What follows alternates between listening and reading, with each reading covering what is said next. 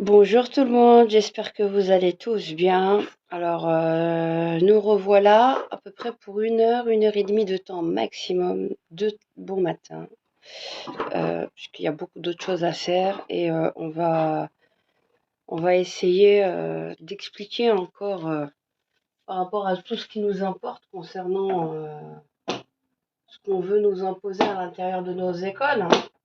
Alors, je voulais parler des études de genre. Et là, j'ai rapproché le tableau. Normalement, vous devriez bien voir. Ok, ça le fait.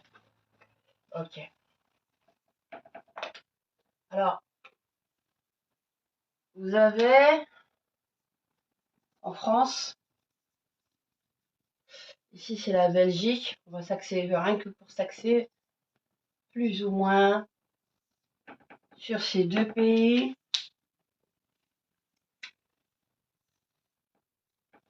Donc, ici c'est Evras. Ici c'est Evars. On n'est pas allé bien loin. Ok, comment on en est arrivé là? Faut s'intéresser. Attendez, je vais voir si vous regardez pas dans le bon sens. Bonjour, ah bah je vois que vous êtes tout de suite nombreux. Je vais juste inverser la vidéo. Peut-être que vous allez voir. Je vais voir si vous la voyez dans le bon sens. Ouais, voilà. Logiquement, ça devrait le faire. Voilà. On va s'intéresser aux dites études de genre. Études de genre. Donc, en fait,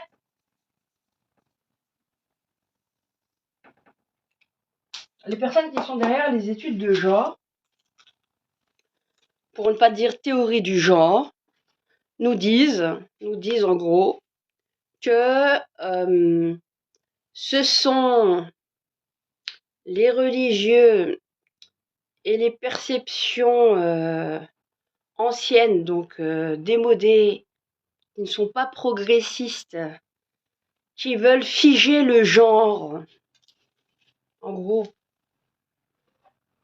un homme d'un côté, les hommes d'un côté, les femmes de l'autre, qui vous disent donc, en France, nous avons Éric Fassin.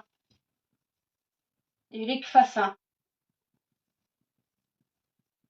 Je vous parle le théoricien de la démocratie sexuelle. Faut savoir à qui on a affaire, hein. Parce que ces gens-là nous montrent du doigt en se faisant tous très intellectuels, d'accord, pour nous conspuer le fait que le genre n'est rien d'autre que le genre biologique. Genre biologique. Et eux, donc je vais biologique, se créent une brèche en vous disant non. Ici, je vais aller. Et en Belgique, vous avez David Paternotte. Il y a plein d'autres personnes autour, hein, d'accord? Mais pour que vous le sachiez, Paternotte. Ça, c'est les théoriciens de la démocratie sexuelle. Des études de genre, parce que quand toutes les familles se sont levées concernant la manif pour tous, ils ont fait des conférences déjà en 2014-2015, sous le nom de Habemus Gender. Habemus Gender. Habemus Gender. Alors, qu'est-ce qu'ils nous disent, ces gens-là? En nous appelant les anti-genres. Non, nous ne sommes pas des anti-genres. Le genre, il est évident. Le genre, c'est quoi? Homme, femme et au milieu, hermaphrodite. Un instant. Juste que je mets comme ça pour qu'on voie un petit peu mieux. Vous me dites quoi? Vous avez une vision un peu plus... voilà, on voit un peu mieux le tableau. Ça va? Je lis en même temps, je l'ai mis en surélevé. Pour que vous voyez bien, peut-être que je devrais le mettre un peu plus bas. Je ne sais pas. Comme ça, c'est peut-être pas mal aussi. Ouais. Alors, on va voir à qui on a affaire. Ces gens-là, conspuent, ils vous disent quoi? Retenez ça. Je vais effacer. Ils vous disent quoi? Non, non, non. Le genre biologique, que vous soyez femme ou homme, ce n'est qu'une construction sociale. Construction sociale.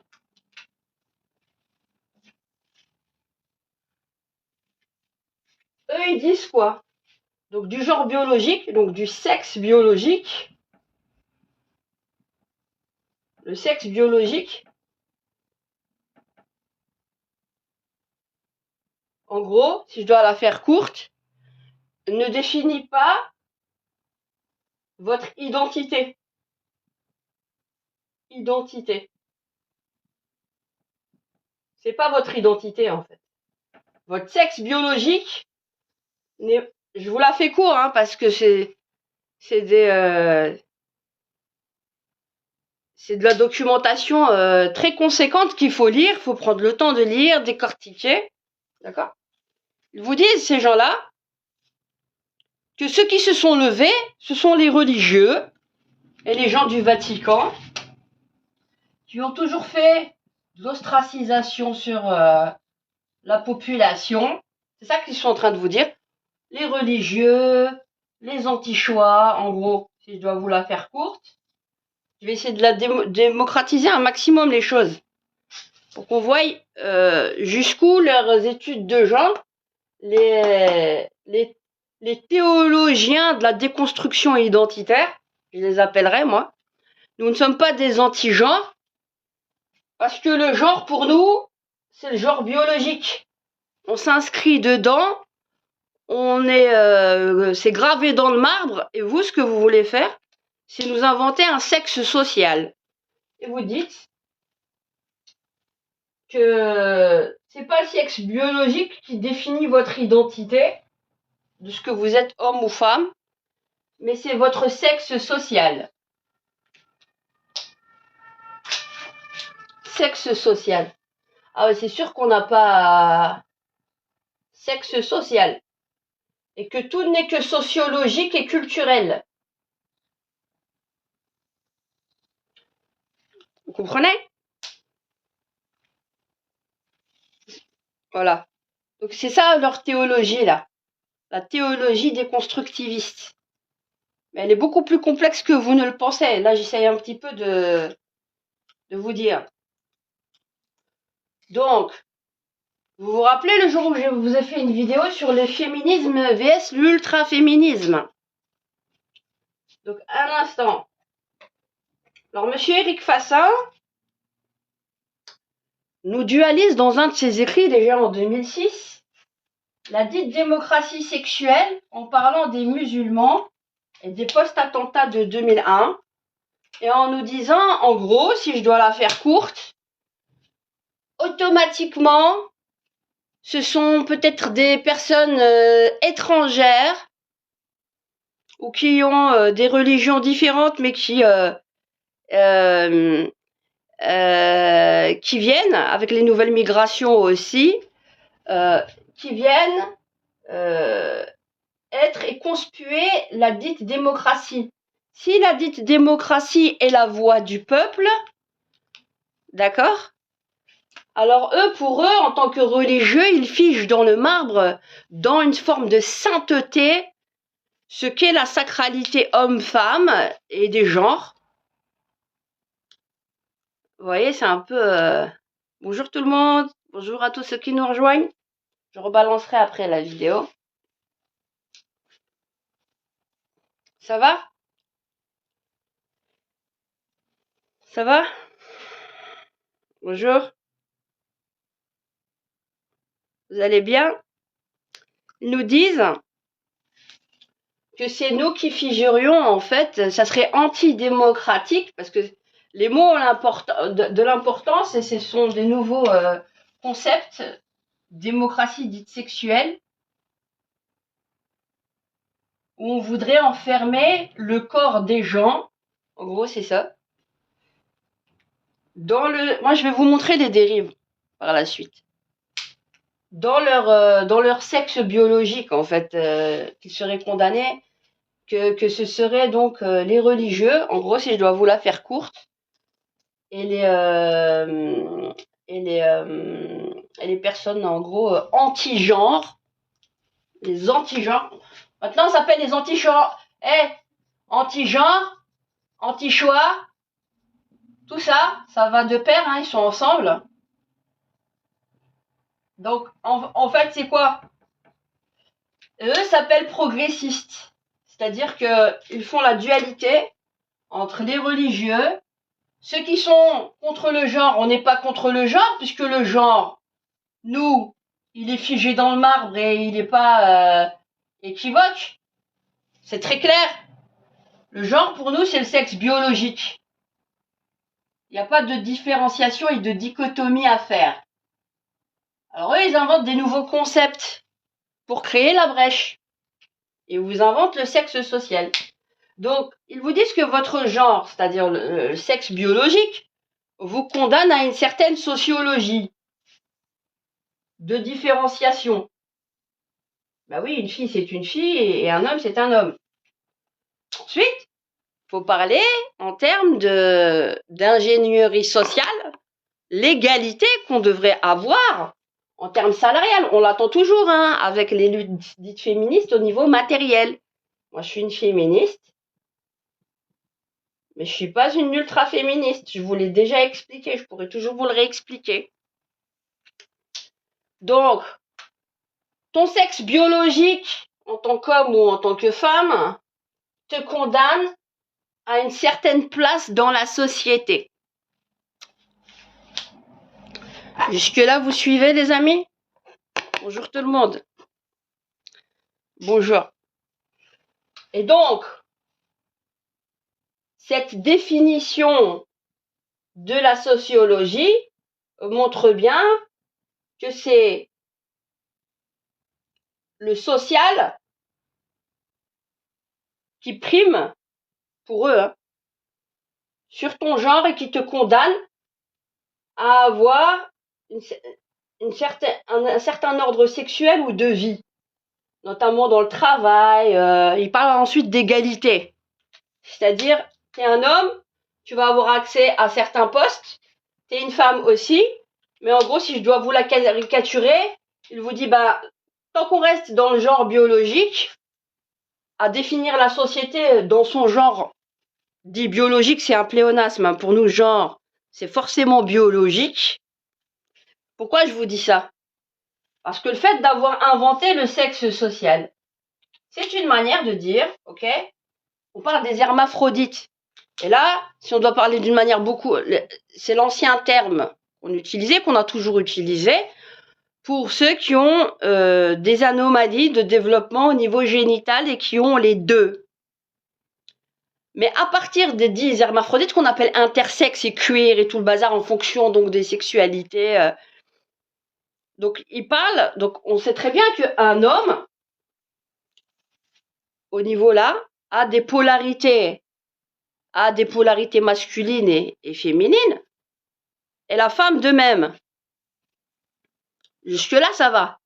Ça fait des combinaisons de couples, voilà, où les gens se retrouvent, qu'on soit homme ou femme, on forme des couples et il y a des femmes qui sont un peu plus masculines au niveau mental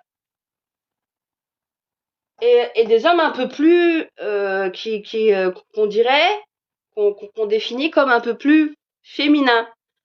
Mais ces caractéristiques dites masculines ou féminines sont développées. Bonjour. Oui, exactement.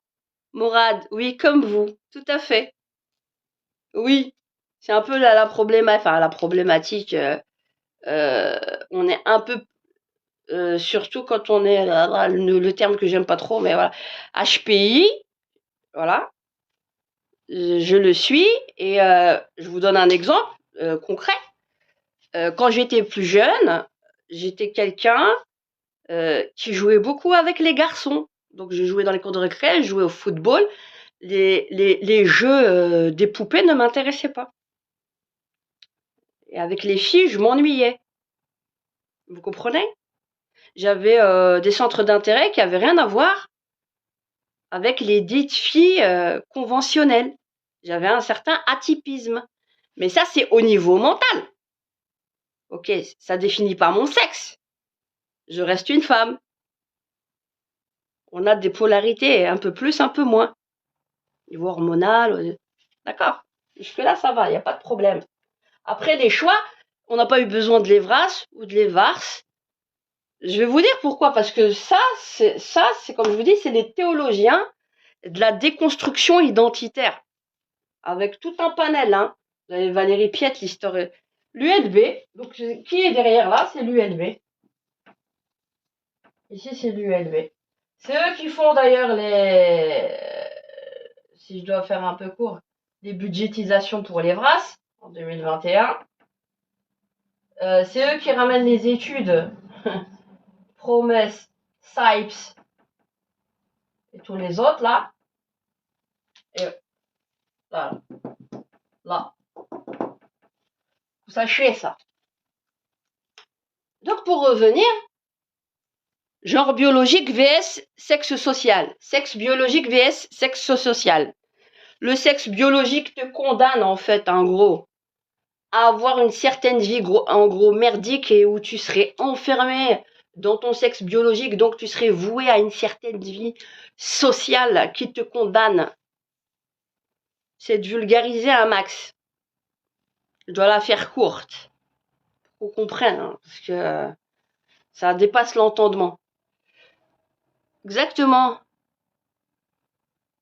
Ouais, les hormones chez les femmes sont devenues... Non, ben non, on a toujours été comme ça. Après, n'oubliez pas, il y a tous les dérèglements endocriniens avec la nourriture que l'on mange, il y a plein de choses. Vous prenez du paracétamol pendant que vous êtes enceinte, eh ben, il y a de fortes chances que votre enfant, votre garçon, soit très féminisé. Il va développer beaucoup de choses, de caractéristiques féminines. Et c'est pour ça que le paracétamol est interdit et non recommandé aux femmes enceintes. Faut le savoir. Bon, ça, je vous donne un complément. Bref. Donc, qu'est-ce qu'il nous dit? On nous dit que ça, c'est le progrès. En fait, les études de genre, à la base, qui se voulaient étudier les inégalités qu'il y avait dans la société, d'accès peut-être au travail, entre hommes et femmes. Pourquoi il y avait une inégalité de traitement peut-être dans des accès à des postes. Puis on a dérivé sous le prisme idéologique qui vous dit bah vous n'êtes pas condamné à être comme ça. Ça ne nous a pas empêché de faire des boulots d'hommes, hein, entre guillemets. Notre sexe biologique ne nous a pas condamnés à rester que dans des boulots de femmes. Et on n'a pas eu besoin de l'Evras ou de l'Eva, peu importe. Donc, on vous dit ça. On vous dit quoi? On vous dit que ce sont des religieux, des anti-genres, des anti-féministes, des homophobes, des transphobes. Vous allez voir dans quoi on va. C'est le sexe social finalement qui a la primauté pour eux. Enfin, sexe social. C'est une secte, moi je dirais tout court. Hein. Appelons un chat un chat. Ça, je vais vous dire pourquoi c'est une secte. Vous allez voir. Je dis pas ça pour rien. J'attends juste qu'il s'amuse à m'attaquer en justice et je saurai prouver que ces gens-là, les théologiens sectaires, qui font de la déconstruction identitaire sur nos enfants, et où on arrive à des aberrations aujourd'hui et depuis quelques années en arrière, où on fait quoi sur nos enfants dans l'école? On fait quoi? On fait de ça découle, des études de genre. Et notamment, vous avez l'ASB. Alors, vous avez David Paternotte qui fait partie des études de genre, Stridge. Vous avez Sophia ASBL, Garance et tout ça. C'est tout un réseau. Hein. Sophia ASBL, ça c'est en Belgique.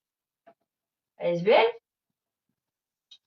Depuis 2017, ils sont, on a créé des filières donc académiques de master pour les études de genre. Mais on vous dit non, la théorie du genre, elle n'existe pas. Études de genre. Ils ont juste changé les mots. Non, on s'interroge sur le genre. On vous dit ça. C'est juste des interrogations sur le genre. Oui, exactement. Il y a de ça, mais tout n'est pas qu'éducation. Donc, il y a de ça et il n'y a pas de ça. Ça ne remet pas en doute ton sexe biologique. Et aujourd'hui, qu'est-ce qu'on cherche à faire? On cherche à faire quoi? Alors, monsieur Éric Fassin nous parle de démocratie sexuelle. Qu'être contre cela, c'est être dans une forme d'obscurantisme et contre le progrès. Quelque chose de dépassé et être contre le progrès. C'est pas pour rien qu'ils utilisent ces mots-là. Pourquoi? Parce que c'est une manière de cliver, en fait, et de diviser la population autour de ces questions. Parce qu'en réalité, on a beaucoup d'athées qui sont contre ce concept foireux, là. On va parler un chat. Si on devait faire des conférences, on prendrait le temps, on prendrait des mots pas châtiés, on prendrait le temps de bien déconstruire, de faire des... J'ai pas le temps, donc c'est pour ça que on va droit au but et on parle un langage clair que tout le monde peut comprendre. Oui, cet effet de la Matrix, tout le monde suit tout le monde. Donc ils disent que, alors qu'on a des athées, des religieux, en réalité on s'en fout qu'ils soient athées ou religieux. Bizarrement, si nous on devait demander quel genre de croyance ils ont, ces gens-là, bizarrement, ils se montrent sans croyance, mais dans l'inconscient collectif, on a l'impression qu'ils représenteraient à eux seuls le progrès, et que tout ce qui serait religieux ou contre cette idéologie sectaire, déconstructiviste et dangereuse pour les générations futures, on est des anti-choix, nous sommes des réfractaires, voilà, que des mots péjoratifs, et ils disent qu'ils ont développé les études de genre, notamment face à la manif pour tous, où on a vu des anti-genres. On n'est pas anti-genre, notre genre c'est le sexe biologique. Faut bien s'ancrer là-dedans. Parce que tout ce qui ne ressemble pas à eux, comme s'ils étaient beaucoup plus légitimes que nous, alors que ce sont des nouveaux concepts qu'ils veulent nous vendre comme quelque chose de toujours, d'accord? Alors que c'est nous qui devrions dire, vous êtes anti-choix, déjà de la population, parce que vous voulez nous imposer votre théorie là. Votre théorie sectaire, vous nous l'imposez dans les écoles d'une manière pas du tout démocratique sur nos enfants. Et où vous faites de la spoliation de l'autorité parentale par votre pseudo-démocratie sexuelle. Vous voulez faire de la démocratie sexuelle sur nos gosses, les déconstruire à la racine, faire l'école obligatoire à 3 ans, parce que c'est ces gens-là, hein. Faut pas croire qu'ils ne sont pas en compte, ils font partie du même groupe. C'est pour ça que je vous dis que c'est une secte, association de malfaiteurs, parce qu'au passage ils se payent bien gracieusement, tous les uns les autres, hein, avec les budgétisations et les subventions qui sont sorties, pour nous déconstruire nos gosses à l'intérieur des écoles. Faire quoi encore? Par leurs études, parce qu'ils sont tous de connivence, hein. C'est tout un réseau, hein. Faut bien le comprendre. C'est tout un réseau. Et ils viennent vous l'imposer dans les écoles, et ils vous parlent de démocratie.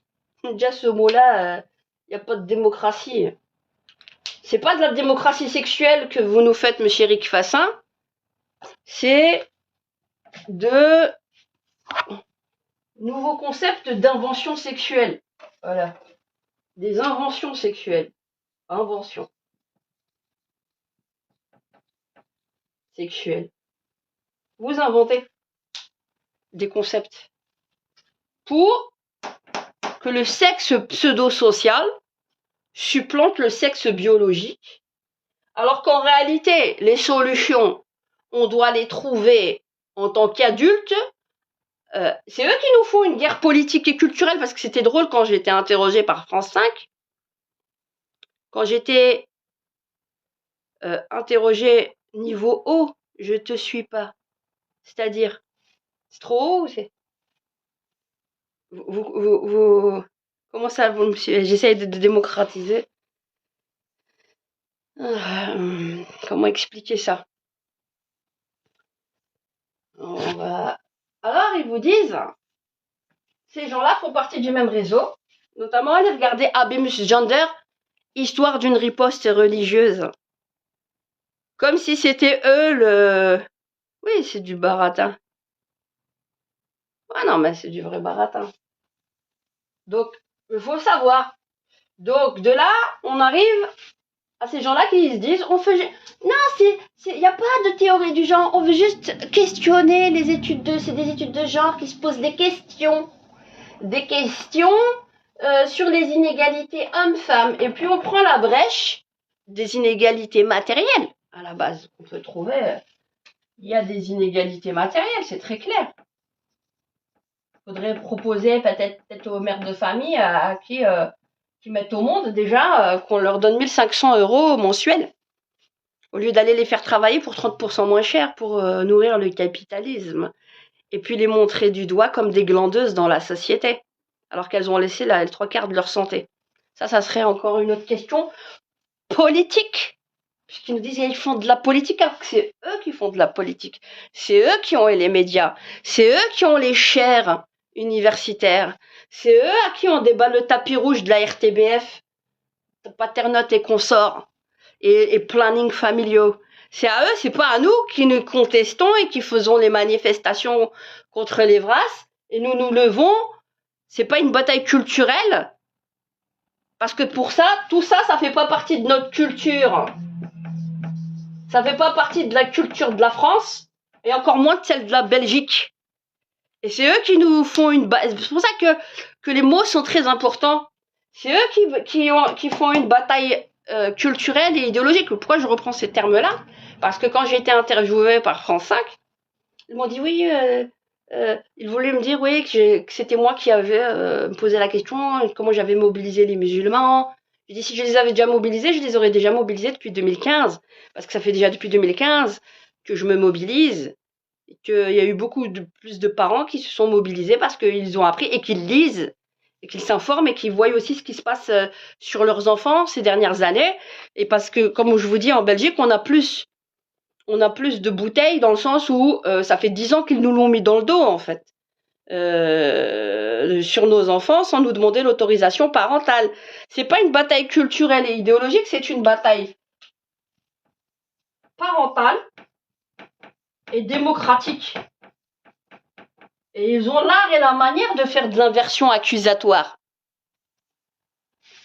C'est une bataille qui s'ancre dans les droits parentaux, c'est une bataille parentale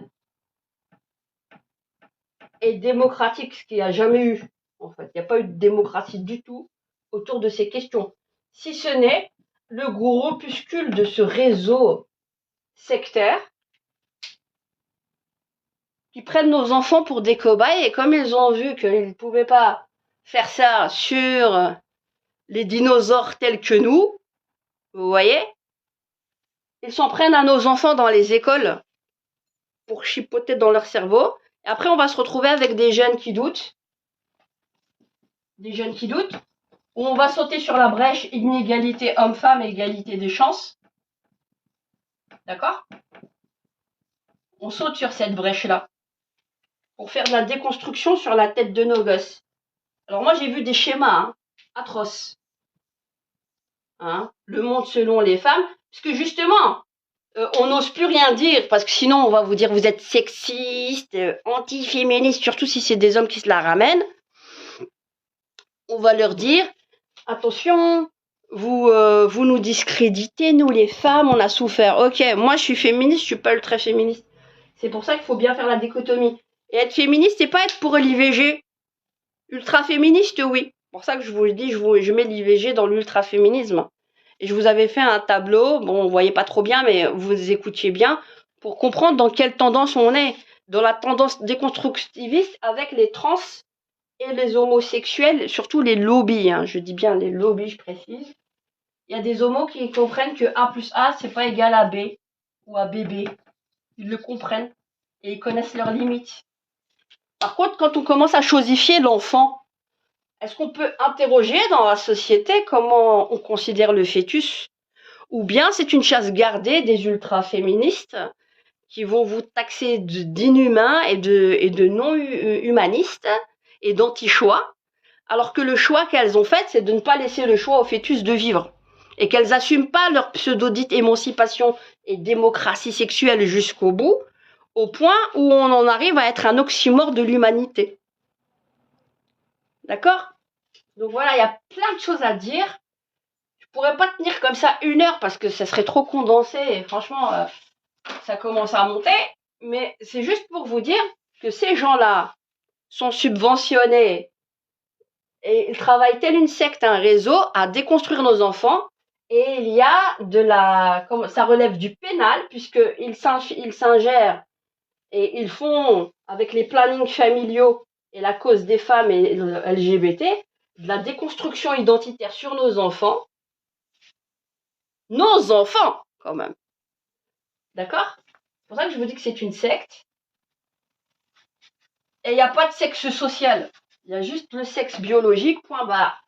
Et tout le reste est questionnable pour arriver à une égalité matérielle dans le travail. D'accord? Et rien d'autre. C'est tout ce qu'il y a à comprendre. Et quand on aura un débat démocratique, au lieu que finalement cette secte-là prenne d'assaut nos politiques en allant